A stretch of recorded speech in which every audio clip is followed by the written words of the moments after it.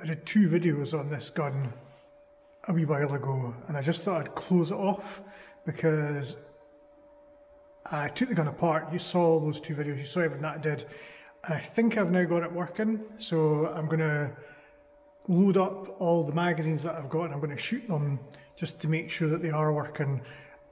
I wouldn't put money on it not jamming and on it just doing what it was doing before. However, I have done a lot of work and I'll explain what I've done in a wee second. So this is my my Sig Sauer MPX, and I mean, it's just not a very it's just not a very good gun, to be honest. It's promises much and delivers, well, not an awful lot. I think you need to be really lucky if you get an example of these where it actually works as it should.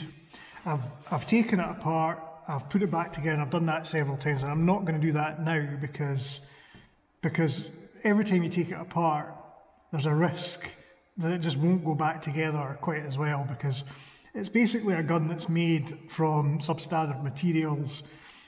Every time you pull the air circuit out, you're gonna put stress on your seals. So I'm just not going to do that. This does have a high pressure air conversion on it from Best Fittings, which you can buy. It's about 70 quid. So that's charged up to, I think, about 1500 PSI, which is higher than the 9 to 1200 that a standard CO2 capsule can hold, but it does work better at slightly higher pressure. So that's all charged up. What I'm going to do is I'm going to load up all of the chains that I've got, and we're going to see if I can go through them all of them. And I have 4 because I'm an idiot and I actually spent money on these. Can't believe I did that. So I'm going to load all these up. I'm not going to make you watch that because it's boring, isn't it? And then I'm going to fire them all off and see what happens. So that's about 45 minutes of my life I'm not getting back. The thing is, when this gun works, it is quite good fun to shoot. So spending all that time poking all these pellets into these wee holes is kind of worth it, assuming it doesn't jam. So I've got my one. There's my other one, and it's there. 2 of those, because I'm an idiot and I bought 2 of those. Well, I bought another one, and well, let's get them loaded up. So let's see what happens. Now, there is a tool that comes with this gun, which you use to seat these pellets in the belt properly, but I got my gun second hand, and the tool wasn't in it. So what I've done is I've pushed these pellets in flush with the pad of my thumb, so they're in there, but they're not like all the way in there. So I'm just shooting at a pellet catcher down there. Really, it doesn't matter where they go, you're just listening, that's all you're doing. So I'll get set up, hold on a wee second. I'll put my sights up, you know, I don't want to miss anything, do we now? I've got a gong down there, you can see down there. But there's a gong, a silver gong, let's see if I can hit it.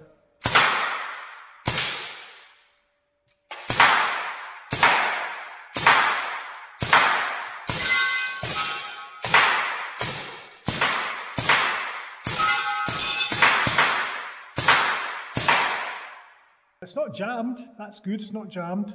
Right, let's see, let's keep going. If that's a good angle, hold on.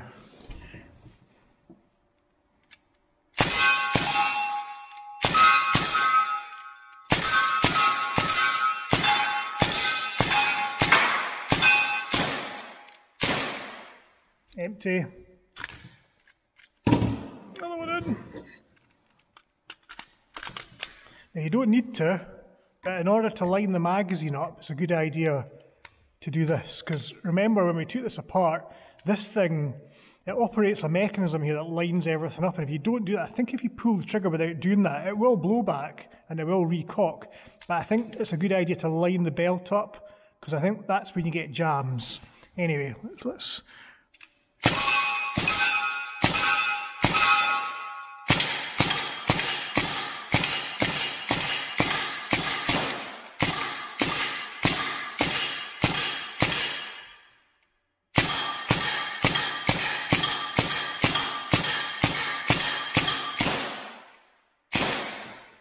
Okay, 2 down, not a jam. Oh, excuse me. I've got one more belt that's got good ammo in. Well, cheap econ ammo.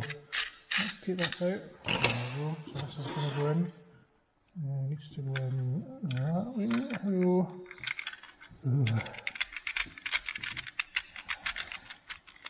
I really do think that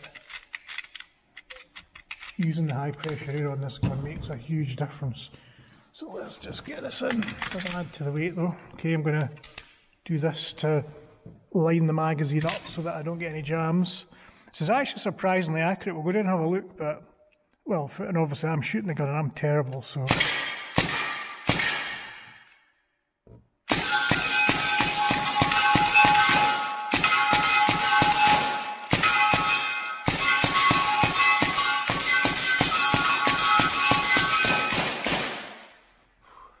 There you go then. This is all getting caught in the camera because I cannot be arsed loading all this up again. Right, let's get the... this is the one with the dodgy. Well, I say dodgy, it's got a mix of pellets in there, so let's see what happens. No jam so far. If it's going to jam, it's going to jam on this. So let's have a look. I think I might have the only working Sig MPX in the UK. Sell it for millions. Right, that goes up there. We're going to do this to line the magazine up. Then we're going to fire these into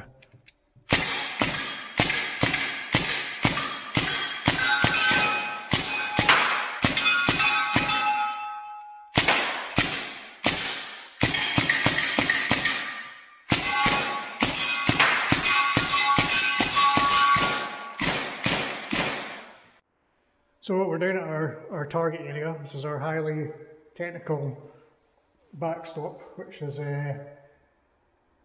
slightly worse for wear. So this was clear. So this is not too bad for a CO2 gun. And I actually have to say it was. I don't have a combro or I don't have a meter to measure what power that's putting out. But I think with the high pressure air, it's putting out. It's putting out pellets at a much higher speed. The speed that they're coming down here and the power that they have, I'm actually quite surprised about that. And accuracy wise, it's not too bad. I mean, obviously you're not going to win any target competitions, but then I wouldn't be winning any target competitions anyway because I'm shite. But that's not bad. That's not bad. Just, you know, on iron sights that I've done absolutely nothing to line up. The thing with that gun is you're supposed to just like fire and walk the pellets onto whatever target you're shooting at. So same here, you can see that I mean, it's not too bad. You wouldn't expect it to be a 5p piece. But the most important thing is, and I will put up some pictures from the previous videos, but you'll just need to watch them, is I'm surprised that what I did worked. Basically, what I did was, I talked about the floating valve. There's a mechanism in there, a chamber, the blowback mechanism. You cock that back and it fires forward. It's like a pin carrier, and it taps the back of what they call a floating valve. I'll put a picture up and I'll circle what I'm talking about. What I did was, my problem was that rifle was not cycling. It was not, the blowback mechanism wasn't working. Not enough air was being allowed to recock the gun. Too much air was going out the front of the gun propelling the pellet, and not enough was coming out the back of the mechanism to recock. It was literally not enough air was blowing back. So what I did was, and again I'll try and see if I can get a screen grab, and I'll circle the bit that I filed down. I took a little bit of material off the rear end of that floating valve, and that allows more air, more high pressure air, more CO2 depending on what you're using, to escape out the back of that floating valve to actuate the blowback mechanism, recocking the gun. My gun wasn't recocking, it was jamming as well, but I think that was part of another problems related to the idea that it just wasn't balanced right, if you like. The balance between the air being used to fire the pellet and the air being used to operate the blowback mechanism that's what I'm thinking. But all I did was I got a microfilm and I just filed off a little bit of the material from the back of that floating valve. That's what I did. I was careful about it. I took a little bit off because you can't put it back on once you've taken it off. And I put it back in and tried it, and it took ages, and I didn't video it because why would you? Who's got time for that? And it seems to have fixed it. And actually, I think I've saved that gun, which I'm quite sort of pleased about because it's really good fun to shoot.